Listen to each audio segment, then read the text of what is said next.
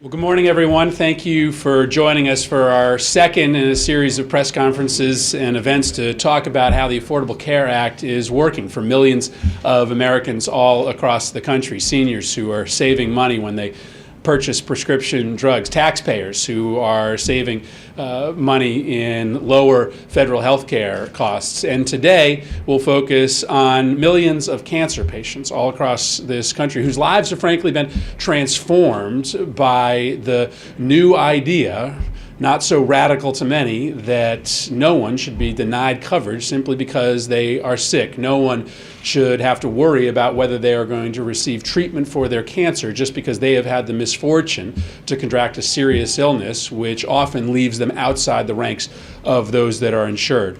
I think about a story from my state. The Berger family lives in Meriden, Connecticut, and they had been insured their entire life until a 2-week period of time where Mr. Berger switched jobs. He took a new position and he had 2 weeks in which his family did not have health care coverage. Guess what happened? During that 2-week period, their son was diagnosed with cancer. And when his father took his new job, it was considered a pre-existing condition, and his new insurance company wouldn't cover their son. The Berger's story is one that's not unfamiliar across this country. They lost everything. They lost their savings, they lost their home, and their entire life was upended by the fact that their son was diagnosed with cancer during the 2-week period of time in which that family didn't have insurance. The Affordable Care Act ends that nightmare for millions of families all across the country who are struggling with cancer. And my colleagues, as well as David Weiss, who's joining us here today to tell his story, can add some details to this. But the basic idea is this, that there's no one anywhere in this country who's going to be denied health care ever again simply because they have a cancer diagnosis. There's no one in this country who's going to have their insurance canceled because during the time of their insurance, they are diagnosed with cancer.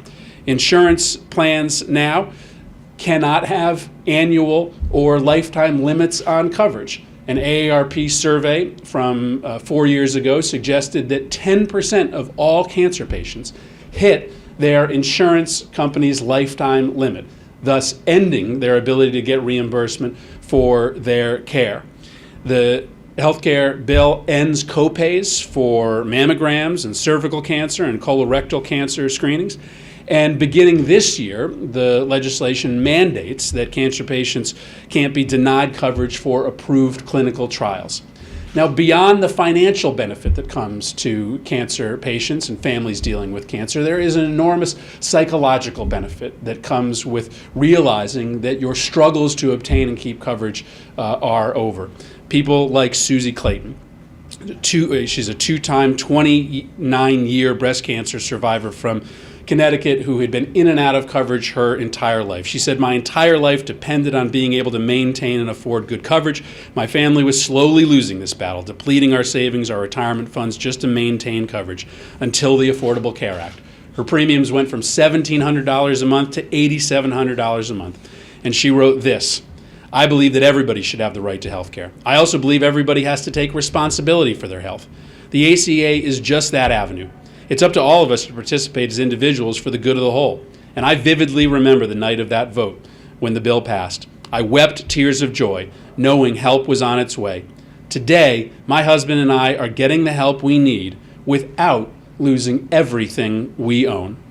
Susie writes, "Tears well spent."